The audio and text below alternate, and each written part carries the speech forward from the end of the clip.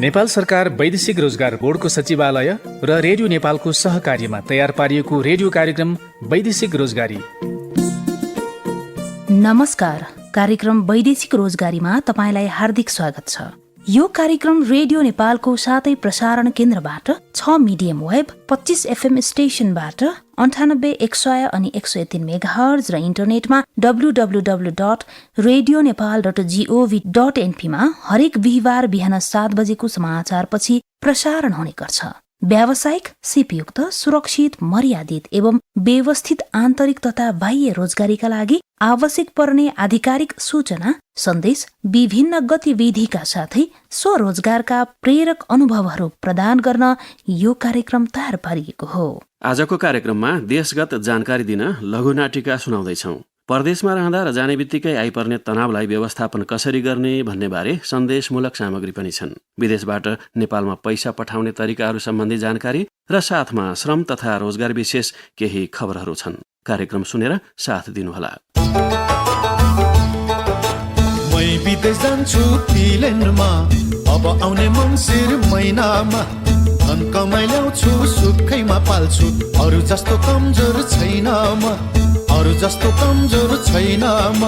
विदेश जाने सबैले ध्यान दिनु मेरो कुरामा। पैसाको बोटा कहाँ हुन्छ च्याङबा, सजिलो टिप्न विदेशमा, सजिलो टिप्न विदेशमा। के गरौँ त मै च्याङ अब?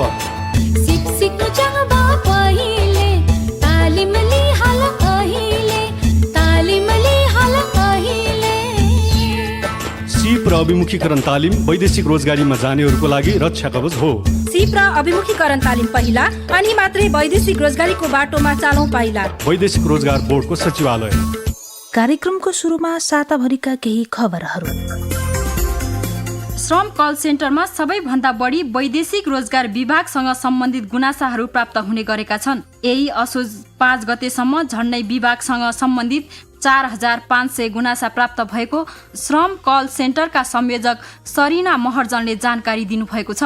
त्यस्तै वैदेशिक रोजगार बोर्डसँग सम्बन्धित 2,285, मन्त्रालयसँग सम्बन्धित 1,386 गुनासाहरू प्राप्त भएका छन्। प्राप्त गुनासालाई यथाशीघ्र सम्बोधन र समाधानका लागि आवश्यक जानकारी दिने र समन्वय गर्ने गरेको संयोजक महर्जनले बताउनु भएको छ। पछिल्लो समय इजरायल रोजगारीको विषयमा बुझ्न चाहने धेरै जिज्ञासुले समेत श्रम कल सेन्टरको 11:41 फोन गर्ने गरेका छन्। इजरायल रोजगारी बारे गत मंगलबारसम्म 919 जनाले सोधपुछ गरेका छन्। दैनिक जसो सामान्य जानकारी लिन र अन्य गुनासा राख्नका लागि 100 भन्दा बढी कल आउने गरेको पनि संयोजक महर्जनले जानकारी गराउनु भएको छ।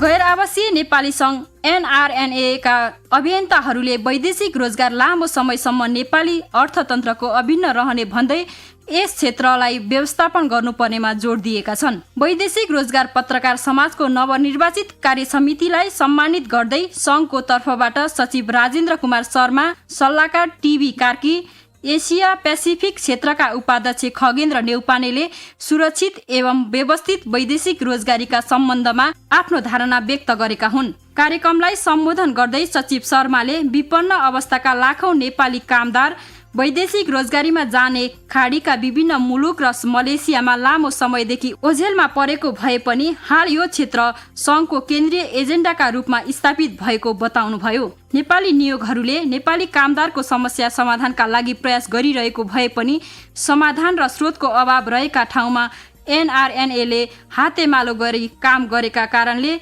विषम परिस्थितिमा पनि नेपाली कामदारहरूले अभिभावक नभएको महसुस गर्नु नपरेको दाबी गर्नुभयो।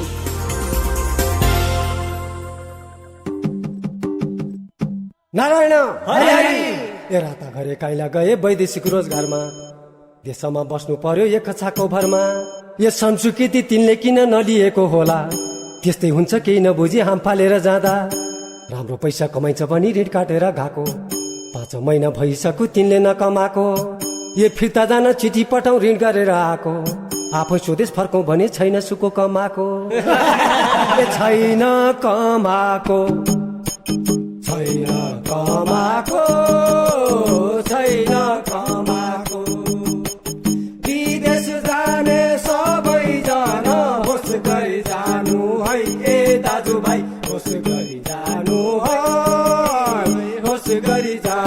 है। वैदेशिक रोजगार बोर्डको सचिवालय।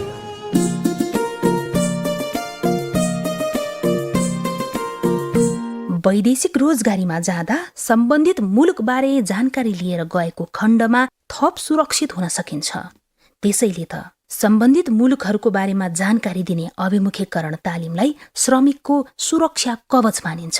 वैदेशिक रोजगारी कार्यक्रमको आजको श्रृङ्खलादेखि रोजगारीका लागि जाने गन्तव्य मुलुकहरूबारे जानकारी गराउन देशगत जानकारी स्तम्भ अन्तर्गत हामीले लघु नाटिका तयार गरेका छौं। संवादमूलक यस स्तम्भ अन्तर्गत सम्बन्धित देशको राजनीतिक अवस्था, त्यहाँको भूगोल, धर्म, भाषा, सामाजिक तथा सांस्कृतिक परम्पराका बारेमा जानकारी गराउनेछौं। देशगत जानकारीमा रोजगारीका लागि जाने गन्तव्य मुलुकको नियम कानून, मानव अधिकार एवं लैङ्गिक सवालको अवस्था, ट्राफिक नियमको व्यवस्था के कस्तो छ भन्ने कुरा समेत समेटिनेछ। हाम्रो यो प्रयासले वैदेशिक रोजगारीका लागि जाने नेपाली कामदारलाई सहज, सुरक्षित र लाभदायक बनाउन सकिने विश्वास लिएका छौं। देशगत जानकारी अन्तर्गत नेपालीहरूको एक प्रमुख गन्तव्य देश हो मलेसिया। आज मलेसियाबारे संक्षिप्तमा केही जानकारी लिउँ। मलेसिया संवैधानिक राजतन्त्रात्मक संसदीय लोकतन्त्र भएको मुलुक हो। यस देशको राजधानी क्वालालम्पुर हो। मलेसियामा मुस्लिम समुदायका बासिन्दाहरूको बाहुल्यता रहेको छ। मलेसिया र नेपालबीच सन् 1960 जनवरी 1 मा दौत्य सम्बन्ध कायम भएको हो। बाँकी जानकारीका लागि एकैछिन यो संवाद सुन्नुहोला।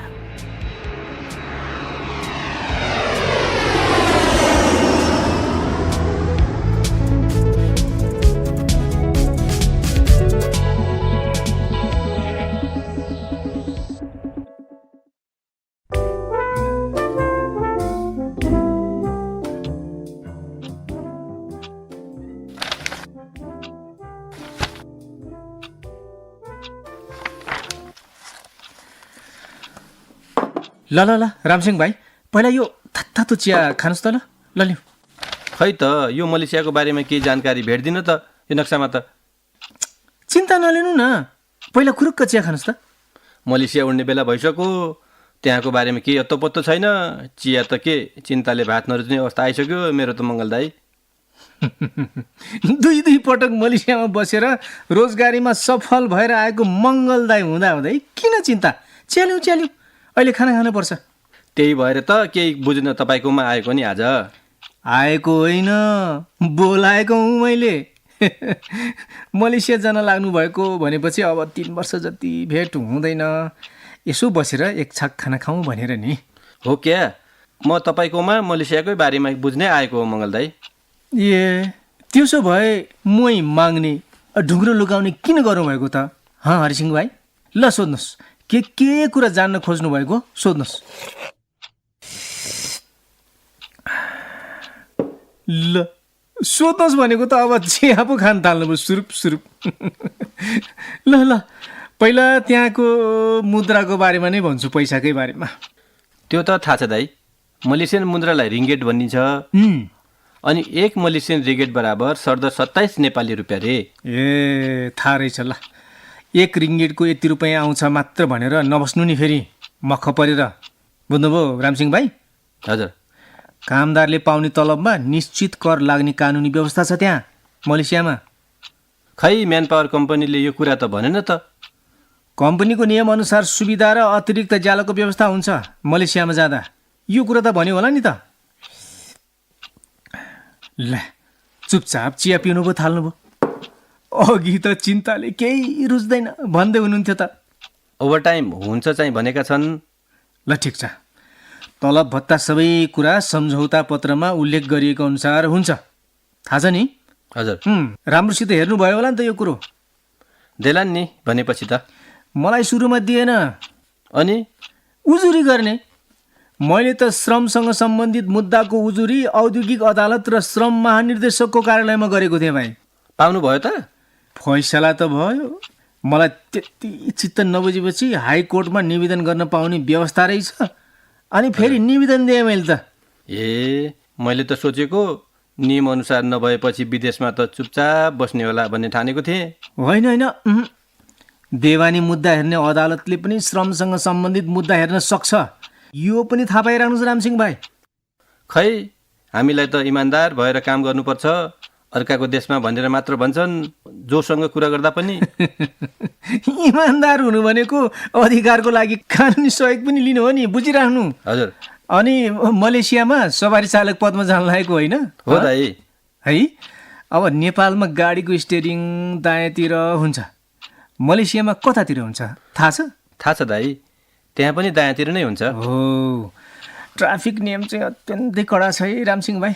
यदि कसैले पनि अलिकति ट्राफिक नियम उल्लङ्घन गर्यो भने कडा कारवाही हुने गर्छ, ख्याल गर्नुहोस् है। हस् दाइ, यसमा त म सचेत छु। बरु भाषा पो गाह्रो हुने हो कि आफूलाई मले भाषा आउँदैन? चिन्ता लिनु पर्दैन। मलेसियामा अरू भाषा पनि बोल्ने मान्छेहरू हुन्छन् क्या, अङ्ग्रेजी बोल्ने हुन्छन्, हिन्दी बोल्छन् होइन, अनि तमिल बोल्छन्, मन्दारिन बोल्नेहरू पनि हुन्छन्। ए बल्ल अनुहार उज्यालो देखियो। कुन सहरमा रे तपाईँ जाने? जोहोर बारू। ए रमाइलो छ। पहिलो पटक जाँदा मैले पनि जोहोर बारूमै काम गरेको हुँ क्या। राजधानी क्वालालम्पुरबाट करिब त्यस्तै 335 किलोमिटर जति दूरीमा होला। टाढै रहेछ त हगि दाइ? होइन होइन, खासै होइन। ड्राइभमा त्यस्तै 3.5 घन्टा जति लाग्छ होला। मलेसियाको नियमअनुसार शनिबार र आइतबार सार्वजनिक बिदा हुन्छ होइन? हजुर। मस्तले घुमफिर गर्ने नि, पाइन्छ घुमफिर गर्न। हजुर। दाइले कहाँ कहाँ घुम्नुभयो?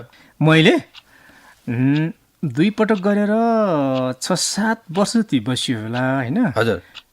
नघुमेको कुनै सहरै छैन। हजुर दाइ। यो इपो भन्ने, शाह आलम भन्ने, पेटालिङ जया, कुचिङ, जर्ज टाउन, कोटबाहारु, पेनाङ होइन? हजुर दाइ। मलेसियाका मुख्य सहरहरू हुन्, सबै घुमेको छु मैले। ए तर एउटा कुरा नि हरिसिंह भाइ, कमाउनु गएको मान्छे होइन? हजुर दाइ। अनावश्यक खर्च गरेर घुम्नु चाहिँ हुँदैन है। हजुर। काम, आराम, माम र घुमघाम, बुझ्नु? हजुर दाइ। काम, आराम, माम र घुमघाममा एकदमै सन्तुलन मिलाउनु पर्छ है। कम पनि नहोस् र बढी पनि नहोस्। हस् दाइ, म हजुरका सबै सल्लाहलाई मनन गर्नेछु। बल्ल बत्ती बलेको भित्ता जस्तो उज्यालो देखियो अनुहार। सूचना र जानकारीले ढुक्क भयो नि त। ठिक छ, खाना त पाकिसक्यो। अब नखाने चिन्ता छ भन्नुभएको, नखाइ जाने होला नि त? कहाँ दाइ, भोक लागेको थियो। अनि किन कपाल गनाउनु भएको त? खान्छु भन्नु न, मै माग्नु, ढुङ्ग्रो लुकाउनु।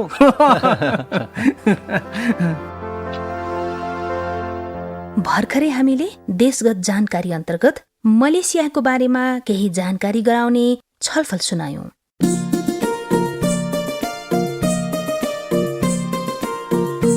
विदेशबाट नेपालमा पैसा पठाउने र झेक्ने सुरक्षित तरिकाहरूबारे तपाईँ हामी धेरैले थाहा छ। यद्यपि कहिलेकाहीँ थाहा हुँदाहुँदै पनि होस नपुर्याउँदा दुःख भोग्ने अवस्था सिर्जना हुन्छ। दुःख नपाउन के गर्ने त? विदेशबाट नेपालमा आफ्ना आफन्तहरूलाई पैसा पठाउन बैंक खाता वा रेमिटेन्स कम्पनीहरूको माध्यम प्रयोग गर्न सकिन्छ। रेमिटेन्स कम्पनीका उदाहरणहरू western union money transfer, IME MoneyGram आदि हुन् र बैंक खाताभन्दा रेमिटेन्सबाट पैसा पठाउन तुलनात्मक रूपमा सस्तो र सरल हुन्छ।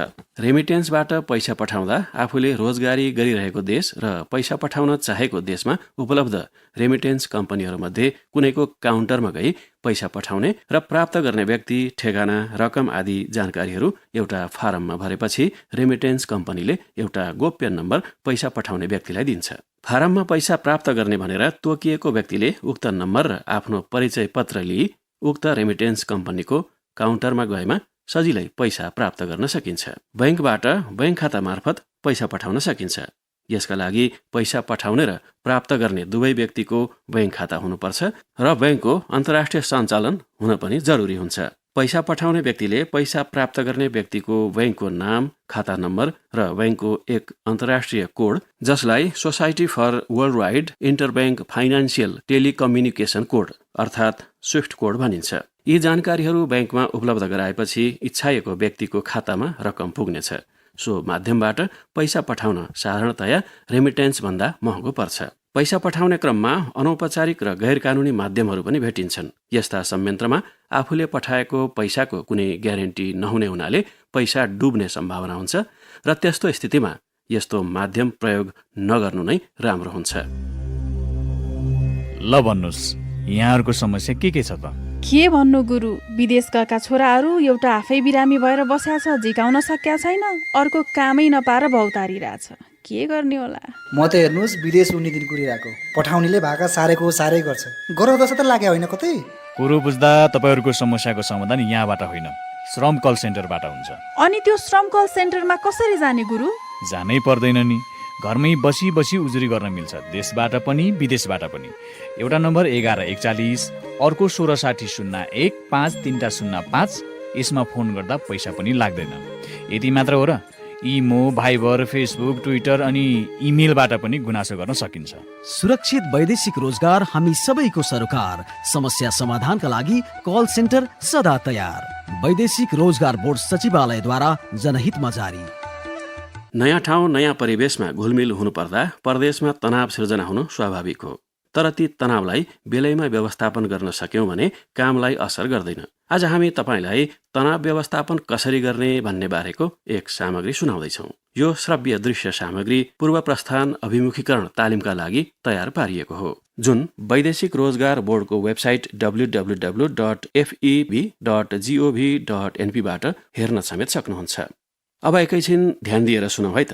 तपाईँ नयाँ देश र नयाँ परिवेशमा जाँदा सुरुमा केही अप्ठ्यारो महसुस हुन सक्छ। विदेशमा रहँदा घर परिवार तथा साथीभाइबाट टाढा बस्नु पर्दाको न्यास्रो, फरक हावापानी तथा वातावरण, आफूले गर्नुपर्ने नयाँ काम तथा परिवेश, माथिल्लो तहका व्यक्तिले अराएका कामको अस्पष्ट बुझाइ र विकासका भिन्नै पूर्वाधार र प्रविधिबारे हुने कम जानकारीले असहज भई तनाव उत्पन्न हुन सक्छन्। तपाईले यस्ता तनाव समयमै पहिचान तथा व्यवस्थापन गर्न सक्नु भएन भने आफूले गरिरहेको काममा ध्यान दिन र राम्रोसँग काम गर्न सक्नुहुन्न। रोजगारदाता तथा सुपरभाइजरसँग सम्बन्ध बिग्रन सक्छ, आम्दानीमा कमी हुन सक्छ, साथीभाइसँग टाढा हुने सम्भावना बढी हुन सक्छ। तनाव बढ्दै जाँदा मनोरोगको विकास हुँदै आत्महत्याको अवस्थासम्म पनि आउन सक्छ। यी उपाय अपनाउनु भयो भने तपाईले तनाव केही हदसम्म व्यवस्थापन गर्न सक्नुहुन्छ। घर परिवारका सदस्यसँग नियमित सम्पर्क गर्ने, साथीभाइसँग घुमफिर तथा भेटघाट गर्ने, मनपर्ने गीत सङ्गीत सुन्ने, फिल्म हेर्ने, योग ध्यान गर्ने, पर्याप्त आराम गर्ने, धूम्रपान र मद्यपानले तनाव कम गर्छ भन्ने गलत बुझाइ त्यागी सेवन नगर्ने, कामका कारणले तनाव उत्पन्न भएको भए काम सुरु गर्नु अघि नै मानसिक रूपमा आफूलाई तयार पार्ने, पूर्ण रूपमा काम सिकेपछि मात्र काम सुरु गर्ने, काम गर्दै जाँदा समस्या भए आफ्ना समस्या बारे आफ्नो रोजगारदाता, सुपरभाइजर र साथीभाइलाई बताउने। यी उपाय अपनाउँदा पनि तनाव व्यवस्थापन गर्न नसकिएमा यथाशक्य चाँडो डाक्टर कहाँ सम्पर्क राख्नुहोस्। डाक्टरलाई आफ्नो स्वास्थ्य समस्या बारे खुलेर भन्ने अनि डाक्टरले औषधि खाने सल्लाह दिए भने नियमित खाने गर्नुपर्छ। सकारात्मक सोचको विकास गर्नुहोस्। चिन्ताले कुनै पनि समस्याको समाधान गर्दैन, तसर्थ तनावको कारण पत्ता लगाई सुल्झाउन तर्फ लाग्नुहोस्। आफ्नो ख्याल गर्नुहोस्। स्वस्थकर खानपान, पर्याप्त आराम र स्वस्थ मनोरञ्जनमा पनि ध्यान दिनुहोस्। स्वस्थ जाउँ, स्वस्थ रहौं र स्वस्थ र समृद्ध फर्कौं।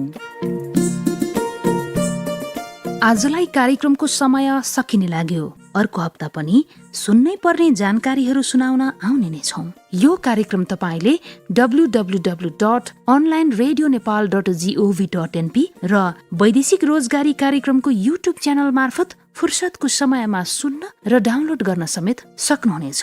कार्यक्रम रेडियो नेपालको प्रादेशिक प्रसारण केन्द्र बर्दिवासबाट आइतबार बेलुकी 5:30 बजे मैथिली भाषामा समेत सुन्न सकिन्छ। लौ त कार्यक्रमबाट संयोजक अमर ध्वज लामा, सहकर्मी सम्झना गौतम, हेमन्त उप्रेती, अच्युत अर्याल सहित मनुका कुँवरलाई आज्ञा दिनुहोस्। नमस्ते।